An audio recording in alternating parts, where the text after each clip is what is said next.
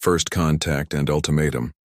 The massive view screen on the bridge of the EDC Valiant displayed what everyone aboard had feared since humanity first ventured beyond their solar system. An alien war fleet emerging from hyperspace, their sleek obsidian vessels arranged in perfect formation against the backdrop of stars. Captain Olivia Reed stood motionless, her weathered face betraying none of the anxiety churning inside her.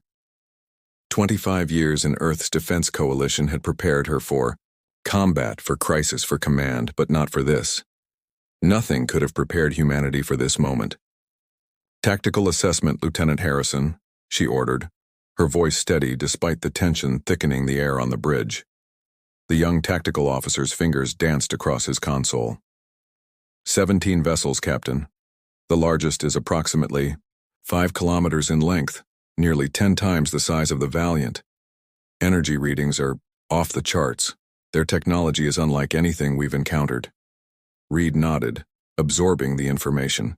The Earth Defense Coalition had only been formed 30 years ago, after humanity's first tentative steps into interstellar space.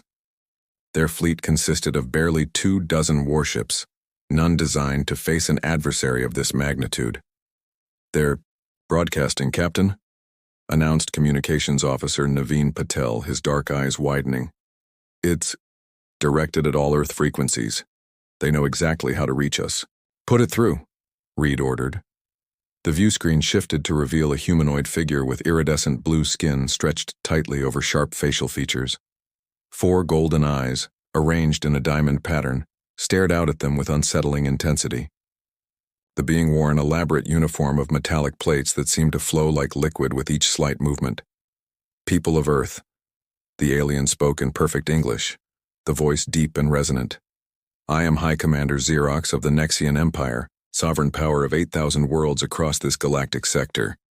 Your planet now falls within our domain. You will surrender your resources, your technology, and accept your place as a protectorate world under Nexian rule." Reed stepped forward. "This is Captain Olivia Reed of the Earth Defense Coalition. We welcome peaceful contact with other civilizations, but Earth is a sovereign world. We don't recognize your authority."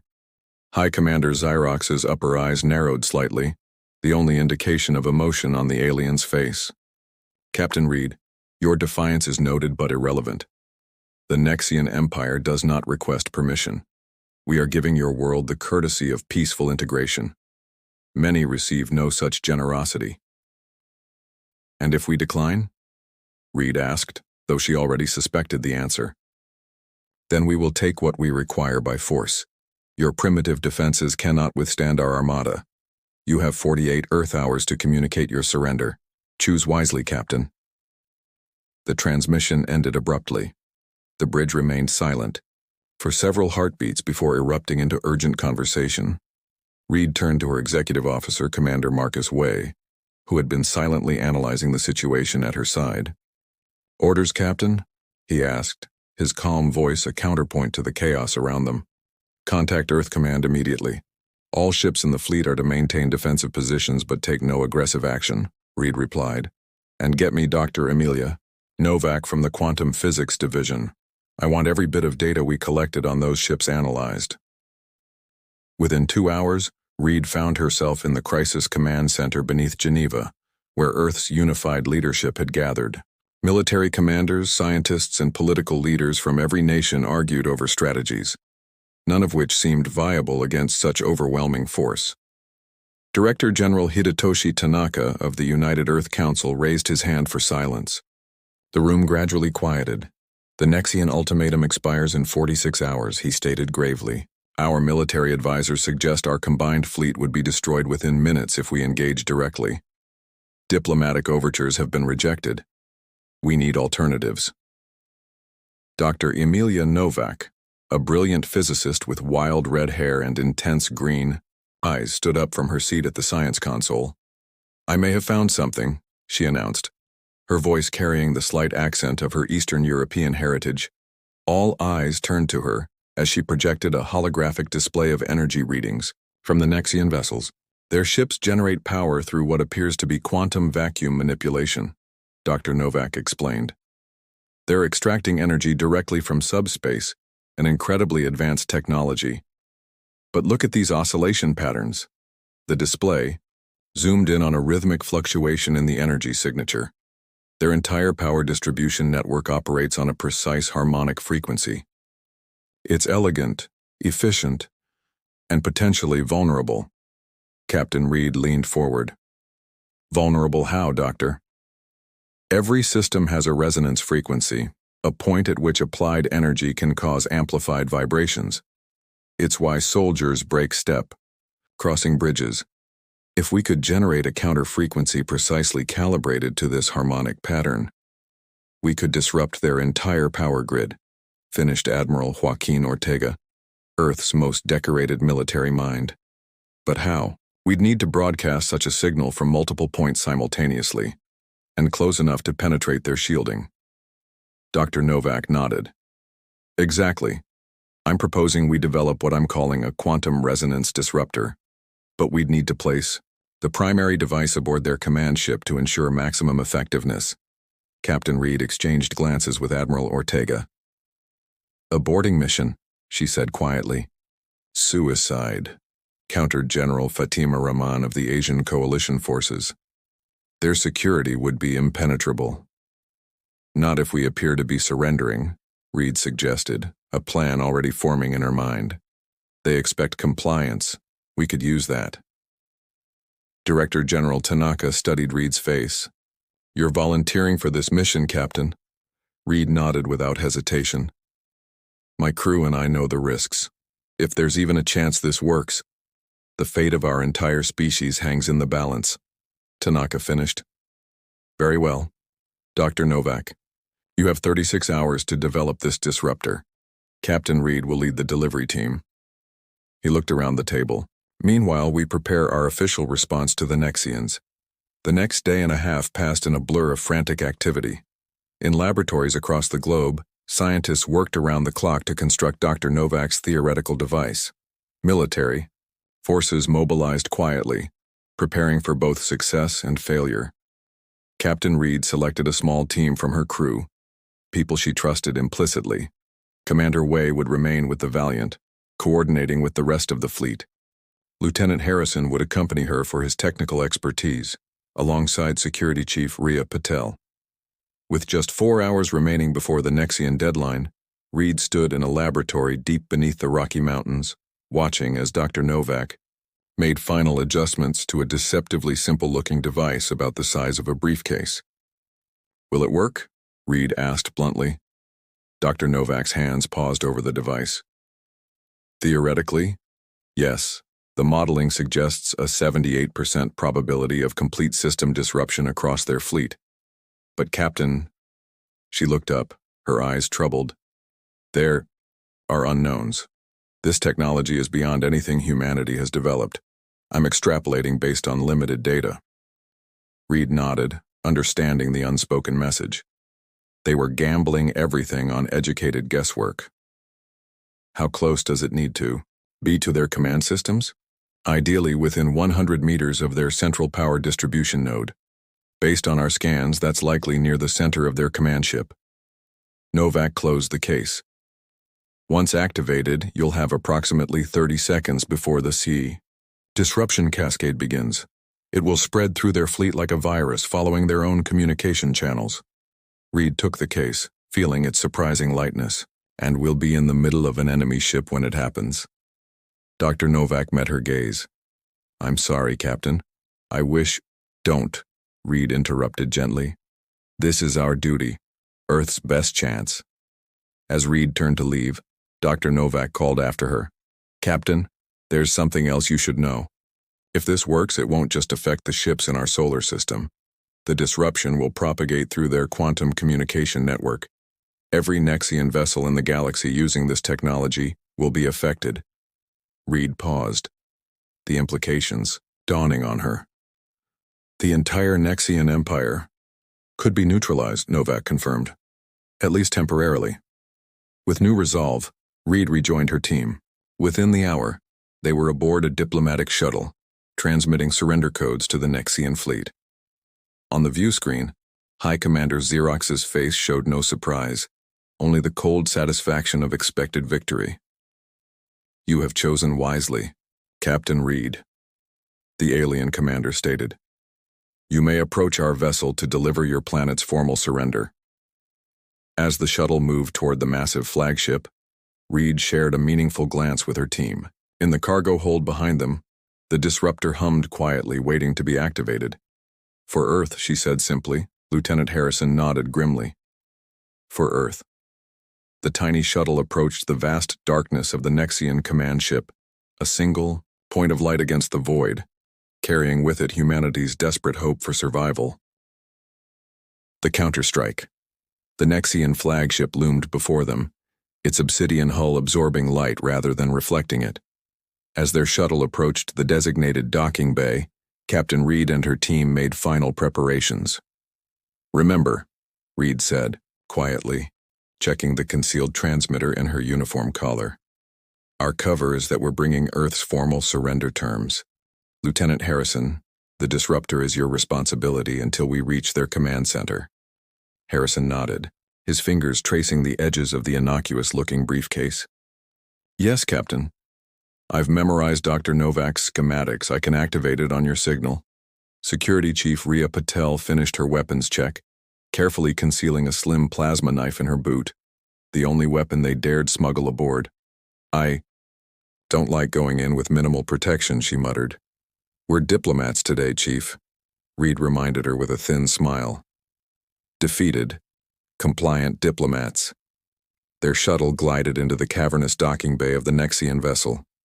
Through the viewports, Reed could see dozens of smaller craft arranged with military precision.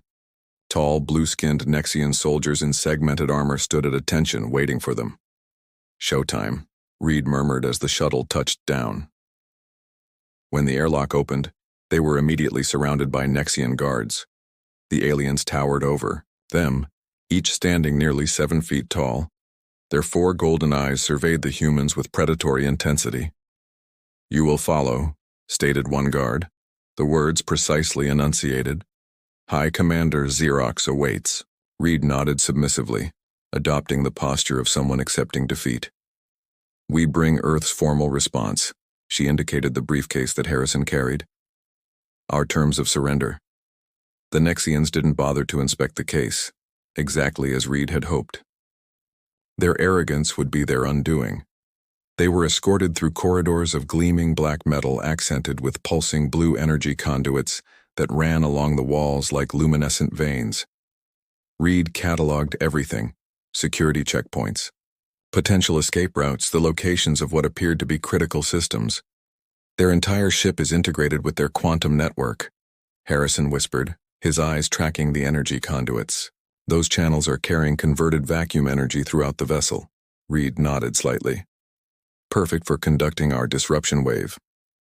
After traversing several levels via gravity lifts, they were brought to an immense chamber dominated by a holographic display of Earth and its surroundings. High Commander Xerox stood on a raised platform, surveying the 3-dimensional image with clinical detachment. "Captain Reed," the commander acknowledged without turning, "your punctuality is commendable. The Nexian Empire values efficiency." Reed stepped forward, maintaining her role. "High Commander, on behalf of Earth's unified governments, I present our formal response to your terms."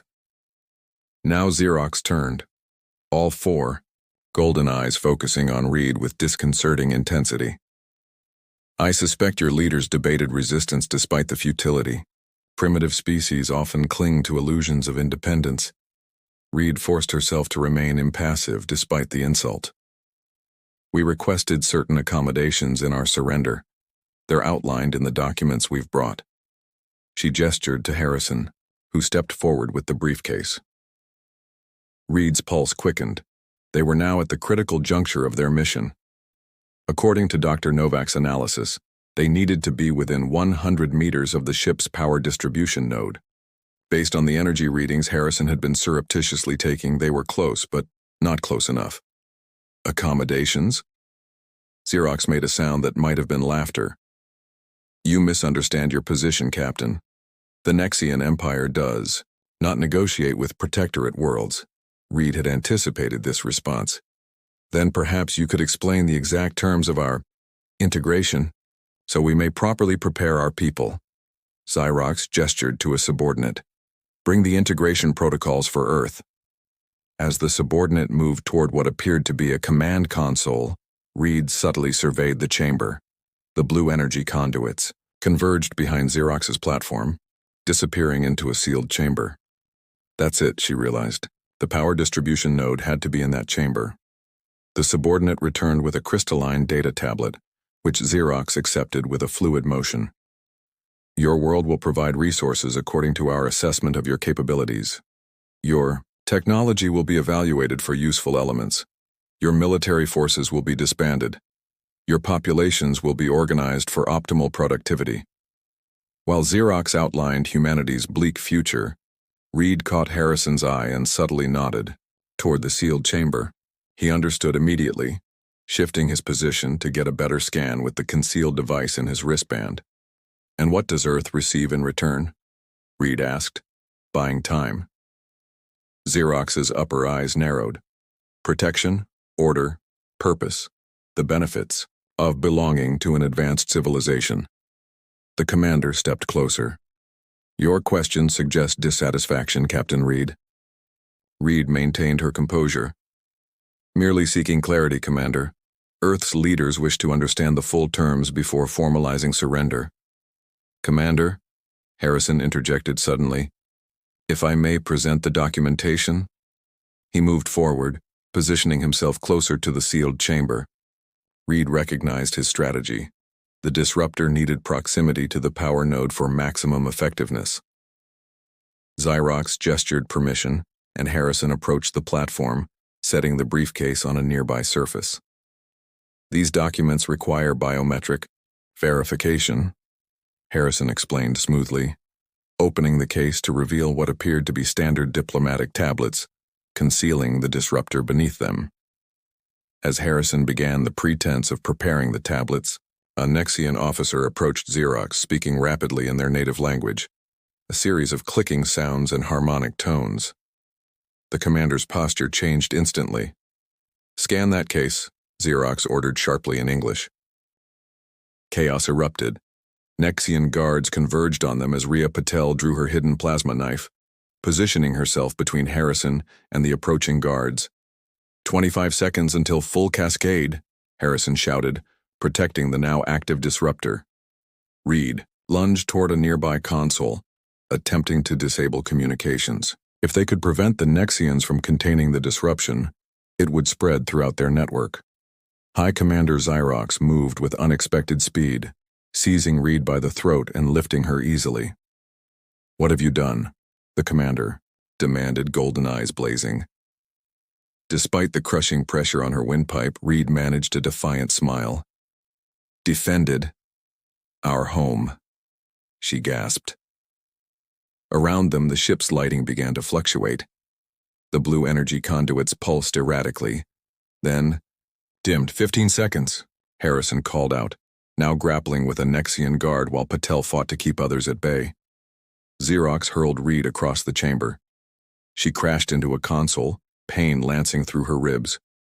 Through blurred vision, she saw the commander racing toward the disruptor. The device is sealed, Harrison shouted as a guard pinned him to the floor. You can't stop it now. Suddenly, a deep, resonant tone filled the chamber, a harmonic vibration that seemed to come from everywhere at once. The blue energy conduits flared brilliantly, then went dark. Emergency lighting activated, bathing everything in crimson. Cascade initiated, Harrison announced, his face bloodied but triumphant. The ship shuddered. Consoles sparked and died. Nexian officers rushed between stations, their ordered discipline dissolving into panic as systems failed throughout the massive vessel. Xerox stood motionless, watching as the holographic display of Earth flickered and vanished. Impossible, the commander whispered. Reed struggled to her feet, ribs protesting. Not impossible, Commander, just improbable. Your quantum network had a vulnerability. We exploited it. Primary systems offline across all vessels, reported. A Nexian officer, voice tight with disbelief. Weapons propulsion shields inoperative. quantum communications network collapsed. Xerox turned to Reed, fury and confusion warring in those alien eyes. "What have you done to my fleet?" "Not just your fleet," Reed replied, understanding the full implications as Dr. Novak had explained. "The disruption is spreading through your quantum communication network to every Nexian vessel using this technology. Throughout the galaxy, your ships are being disabled." The commander lunged toward Reed again, but froze as the chamber doors slid open. A squad of Earth Defense Coalition soldiers poured in, weapons raised. Admiral Ortega entered behind them, surveying the scene with satisfaction. "Captain Reed," the Admiral acknowledged. "Mission accomplished, I see." Reed nodded, wincing at the pain in her ribs. "The Nexian fleet is neutralized, Admiral." "How?" Xerox demanded. "How did you board my vessel?" Admiral Ortega smiled thinly. "While you were focused on Captain Reed's surrender, we were deploying special forces to your secondary docking bays. Your overconfidence made it remarkably easy." Within hours, the situation had transformed completely. The Nexian fleet hung powerless in Earth's orbit, their quantum technology locked in a permanent disruption state. Communications from across the galaxy confirmed what Dr. Novak had predicted. The effect had cascaded through the quantum network, disabling Nexian vessels everywhere.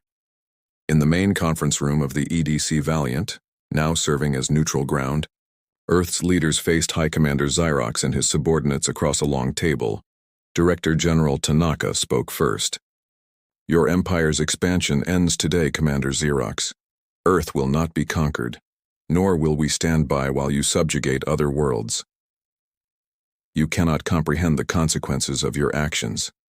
Xerox responded, composure regained despite the circumstances. "The Nexian Empire maintains order across thousands of worlds. Without our authority, chaos will reign." Dr. Novak, who had joined them from Earth, leaned forward. "Your empire maintained order through fear and superior firepower. Both are now gone." Admiral Ortega placed a data tablet on the table. "These are our terms, Commander. The Nexian Empire will withdraw from all worlds that wish independence. A council of planets will be established for mutual defense and cooperation. Earth will share the resonance disruptor technology with any world threatened by future aggression." "And if I refuse?" Xerox asked coldly. Captain Reed, her injuries treated but still painful, met the commander's gaze. "Then you and your officers will remain stranded here while we communicate directly with your homeworld. I suspect your superiors might prefer a diplomatic solution to complete military collapse." Xerox's four eyes blinked in sequence, a sign of intense calculation Reed had learned. The commander was reassessing everything in light of this unexpected defeat. "You have crippled an empire spanning half the galaxy," Xerox said finally. "Yet you offer terms instead of destruction. Why?" "Because we're not like you," Reed answered simply. "Earth doesn't seek to conquer or control. We want to build something better, a community of worlds based on mutual respect and cooperation." For the first time, uncertainty showed in the commander's alien features. "Such ideals are unfamiliar to us." Director General Tanaka nodded. "Then perhaps it's time for the Nexian people to learn new ways. Your empire's techniques of conquest may have seemed efficient, but they've left you vulnerable. One defeat has collapsed your entire power structure." Slowly, with evident reluctance, Xerox reached for the data tablet. "I will communicate these terms to my government. But know this. The galaxy is more dangerous than you can imagine. There are forces beyond the Nexian Empire that would view your world as nothing more than resources to be harvested. Then perhaps," Reed suggested, "we should face those dangers together, as equals rather than as conquerors and conquered." As Xerox considered the tablet, Reed gazed out the viewport at Earth shining blue and serene against the darkness. In just 48 hours, humanity had gone from facing extinction to reshaping the galaxy's political landscape. They had defended their home, and in doing so potentially liberated thousands of worlds. The quantum resonance disruptor had done more than neutralize a fleet. It had shattered an empire's illusion of invincibility. And in that shattering, New possibilities emerged. The age of Earth's isolation was over. The stars, once threatening, now beckoned with promise.